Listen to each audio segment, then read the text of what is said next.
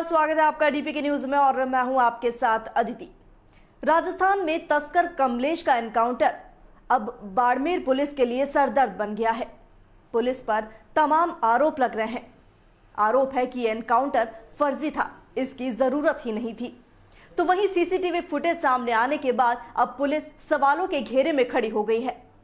तो वहीं दूसरी तरफ पोस्टमार्टम रिपोर्ट और पुलिस की कहानी में बहुत फर्क है। क्या यह एनकाउंटर फर्जी था? क्या पुलिस झूठ बोल रही है? इस तरह के तमाम सवाल लोगों के जहन में उतर गए हैं। कमलेश के एनकाउंटर की सच्चाई क्या है, रिपोर्ट देखें।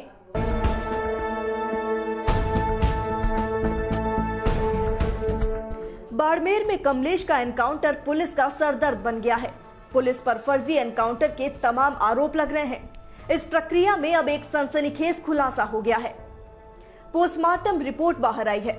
इस रिपोर्ट में तस्कर कमलेश प्रजापत के सीने पर 2, कंधे और कमर के नीचे एक गोली मारी गई है, जबकि पुलिस ने दावा किया था कि 1 फायर गाड़ी पर और 3 पैरों पर किए गए थे।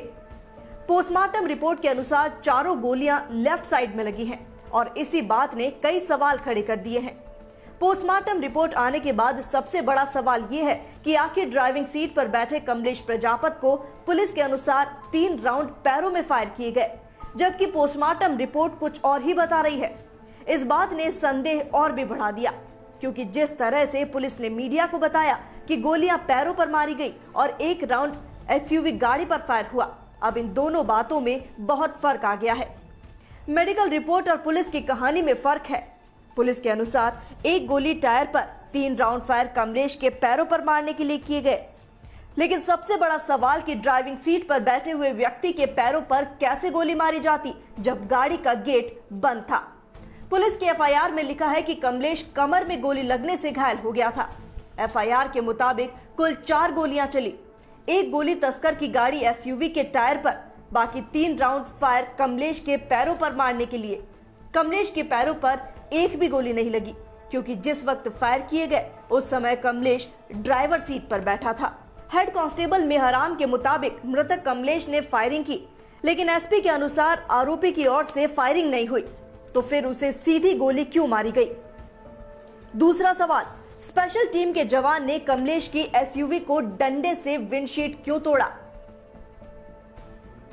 सीसीटीवी फुटेज सामने आने के बाद यह सामने आया कि पुलिस ने डंडे से विंडशीट को तोड़ा।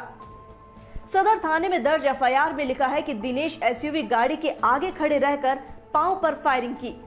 तस्कर ड्राइवर सीट पर बैठा था, तो दिनेश को पांव कहां से दिखे?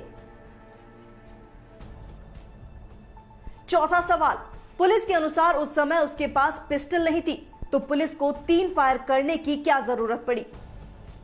पांचवा सवाल, कमलेश जब पूरी तरह घिर चुका था, उसके बावजूद पुलिस ने उसे जिंदा पकड़ने की कोशिश क्यों नहीं की?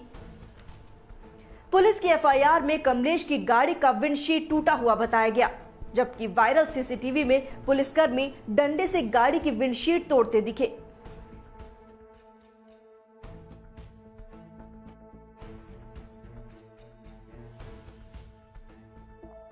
सवाल यह है कि पुलिस ने डंडे से विंडशीट क्यों तोड़ी? पुलिस को कमलेश पर फायर करने की क्या जरूरत पड़ी, जबकि उसकी गाड़ी में कोई हथियार नहीं मिला? यह जांच का विषय है कि चारों गोली कमांडो दिनेश की AK-47 से चली या फिर अन्य पुलिस जवानों ने फायर किया। कमलेश के एनकाउंटर की सच्चाई क्या है, यह अब पुलिसिया जांच में पता चलेगा।